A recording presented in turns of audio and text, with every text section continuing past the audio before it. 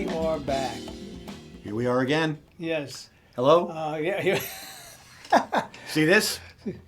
I'm with him. This is his. We're back. We're back at Jam-ology. We are sole pilot. I guess I'm the pilot. That's my co-pilot, Jeff Ganz. And Your name is Rusty Filippis, right? I think it is. Last I gotta checked. check. I gotta check my driver's license. Exactly. Yes, it is. And we're here in Jam-ology. What is Jam-ology? Well, first off, it's located in St. Augustine, which happens to be our new home. In Florida. And it's a place of music education. We have a jam club, which is for pretty much youngsters, exposing them to different types of instruments, different types of music, and see if they get the passion.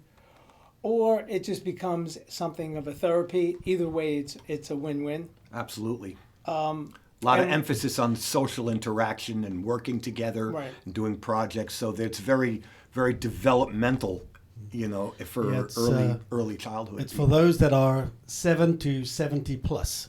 The whole idea there is that if you've ever wanted to play, ever wanted to be in a band, ever wanted to enjoy the benefits of playing music and bringing people together, the Jam Club is for all of those. Well, And, I mean, Who's music that? does that, doesn't it? I don't know who is that. I hear that. Sounds like the voice. VOG. It's Sounds the voice Wizard of of God. Oz. Voice of God. Who is that? Ignore the man behind the curtain. Yeah. Behind the scenes. Well, that would be Toto, don't go back behind the there. scenes. That would be the gentleman whose brainchild Jam-ology is. That's Mr. Mike Cilliers. Good to be with you guys again today. And we also have Caleb. Caleb back there. He's pushing the buttons. He's our technical director for sure. Buttons. And, Wow, you're old. yes, and a gifted musician as well. And we also have the Players Academy, and that is geared towards people who are wanting to take music a little bit more serious, a deeper dive. And we try to create monsters in the sense of musicians that understand the vocabulary, the physics of music. Neither of us are Rhodes Scholars. We've been dealing with this since we were in our pre-teens, maybe earlier. And there is no mystery to the theory of music. It scares people for sure, but there's no mystery to it. Once you connect the dots, you start to realize that there is a reason for everything that occurs. And then you develop your instincts and your ears, because music is not a visual art, although people could argue that with groups like Kiss. You could definitely argue it, but I think that one of the main differences to want to go to the academy versus, say, Jam-ology is the type of people. And I know I'm one of those people. When I first started to want to play, I wanted to be in a band. Specifically, I wanted to be in a rock band.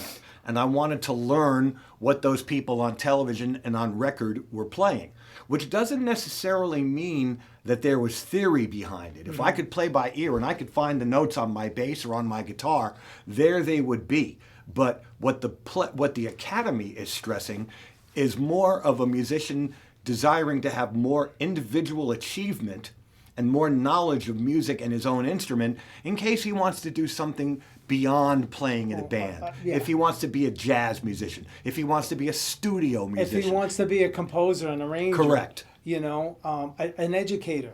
We all start out with picking and pawing at the instrument and using our ears, which, like I said before, music is an audio art. It's not a visual art.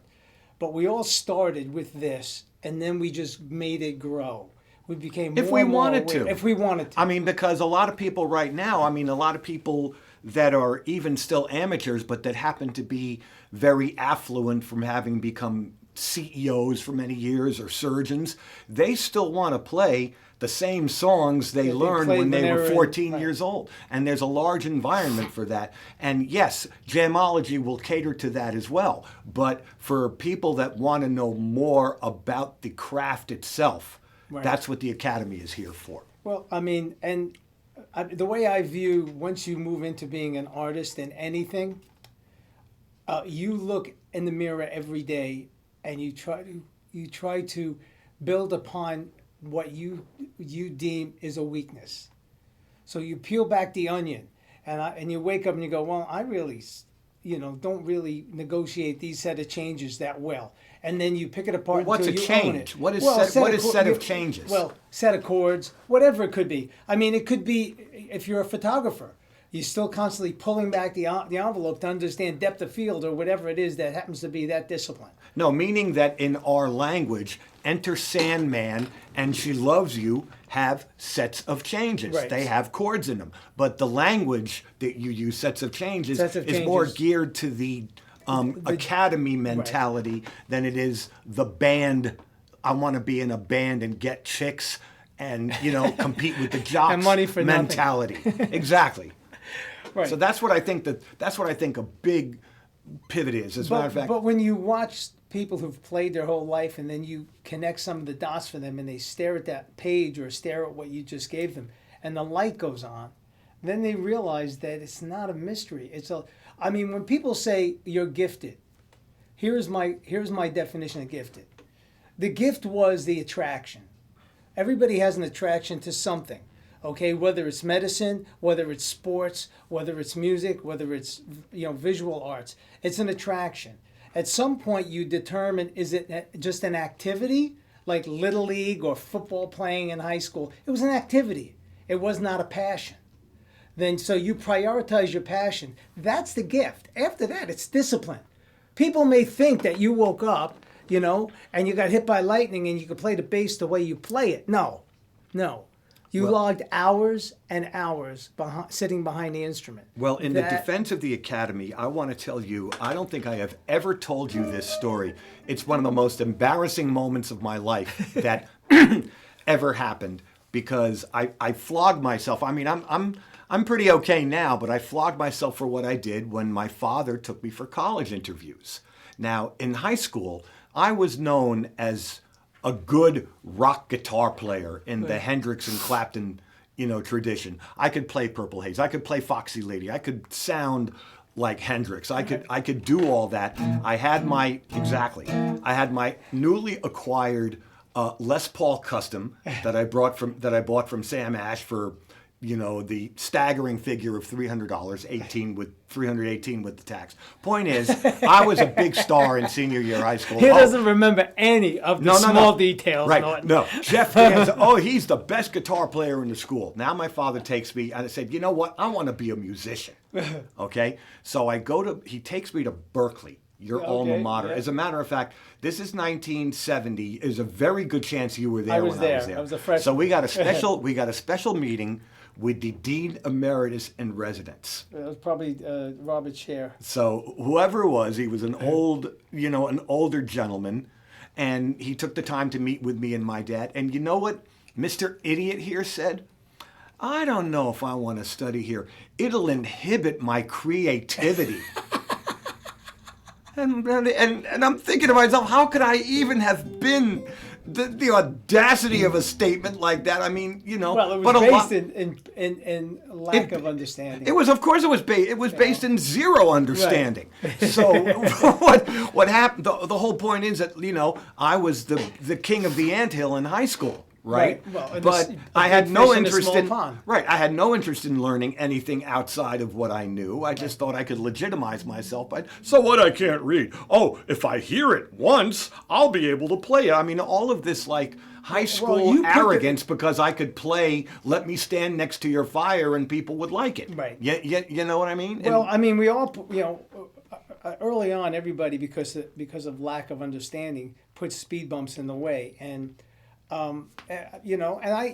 Look, when I went off to Berkeley at 17, it's funny, we all left high school, being bluesers, playing like Paul Butterfield and the Blues Project, and we had our long hair and our shag haircuts, and in a matter of a month, we buzz our hair and we have the little soul patch and we're saying, oh yeah, man, yeah, we all think we're like these hip cats now. We couldn't swing on a windy day in the gallows. Well, exactly. But you know what?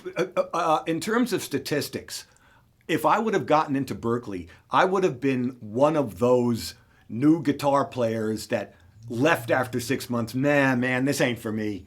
I want to go do my thing. So statistically, as a Berkeley professor, which you were, what was the percentage of incoming freshmen that left after the first year? I could just tell you, when I was a student, and I'm sure all the rest of people can attest to this, they would say, oh, well, did you graduate? I graduated. And people go, really? I don't know anybody that graduated. So Exactly. it became that. And the influx, but there was a period of time where look, you have people that did not want to be there, that left. You have people that were wonderful players that got great opportunities. I don't believe Schofield graduated.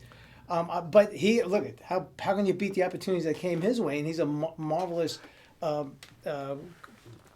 marvelous musician, a marvelous guitar player. Yeah, but there were more people that left Berkeley after 6 months, Yes. knowing what I knew going in, that were not Schofield, and they became, you want fries with that. Right, but going back to the whole education thing, going back to Jam-ology, there's a period of time in all education, and I quote this, and people can find it, and it's called Bradford Marsalis on students. And it's a YouTube thing, and you need to watch it. Brother of Winton. Right, Brother Winton, but the point being, it talks about how at some point later on in time, probably maybe 80s or 90s, everybody got a participation trophy, and that's where Berkeley wasn't. I mean, I do remember instances where. I won't mention the teachers' names, but they did like the Whiplash movie, and shoot people out for not doing their due diligence. I had that exactly happen to me at Queens College. Okay, but that was the mentality, and you do get better, and you do learn, grow in an uncomfortable environment. But If many you of the want people to, because uncomfortable scoop. Right, but you're also making that choice because you want to grow. And the interesting analogy to what I was saying before about socialization and Jam-ology, when you decide you want to become a musician, learn the vocabulary, theory, Right. Everything, what it becomes adult socialization, because if you become proficient enough on your instrument, you will be working in professional environments with like minds and other people doing the same thing. It's a matter of being It's like being not in the operating room illiteral. with a bunch of doctors. Okay. You could communicate on the Right. highest level. Right. It's a language you need to know. Correct. And reading notes is, like an author that can't read. I mean, that's like, it doesn't exist. Well, exactly. And what part of the problem with the musicians union, there used to be competency tests Yes, to get there in. was. You used to be able to read, but then what started happening is when the rock and roll era started, there were people making $30,000 a night that couldn't read their name. Right, So they right. abolished the they union abolished thing. exactly, Right. exactly. And that, what that does, I mean, it also makes it, when you have a place where it's a right to work state, then all of a sudden the unions don't control these clubs, and you can get certain people to come in there that have just taken their guitar out from under their couch and played back, when they were a teenager. Now they're playing and they have money and they can pay the sidemen and work for Or those fill certain- the seats. I mean, Right, there's a fill the lot of seats, right. organizations in New York and elsewhere that have, they're like membership things where people can plug in and play it, turn it up to 11, and they're getting their rent because, but these people are 'cause club making owners it do as wanna big fill seats. have big corporate jobs. But the thing is that in spite of the bleak picture there is in being a professional musician, the people that do get through, and there's room for everybody. Right. Mike, did we miss anything? We've been chatting away here, kind of riffing. Is there anything we want to touch before we jump off this No, time? I think time goes by so quickly. We just start getting You into must it, and then remember the this. time's up. But a little bit of a. You haven't missed anything. It's just a bit of playing.